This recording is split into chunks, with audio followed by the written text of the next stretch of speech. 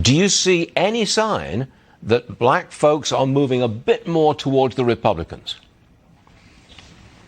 Well, I think if you go back to the last election, the president actually got more support with black women, more than doubling his support from black women. He got almost 26% of the black male vote, and he did better than he did in the last election with the black vote. So I think there's a trend showing that it's increasing. When you look at the conditions of black America today under the failed, weak leadership of Joe Biden and Kamala Harris, the black community is still suffering tremendously in 7 months. There hasn't been any Build Back Better for the black community, particularly looking at the jobs report. Well, so there's a big problem. Yeah. I'm sorry to interrupt, but the unemployment rate amongst African Americans went up 8.8%.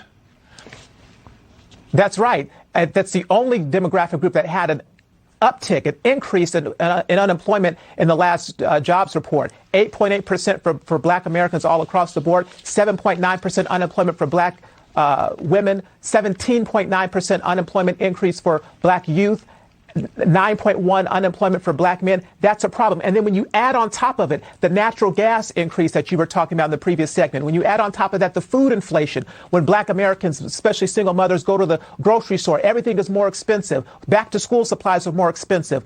Gasoline is more expensive. The black community is getting the shorthand when it comes to this administration. We're not a priority.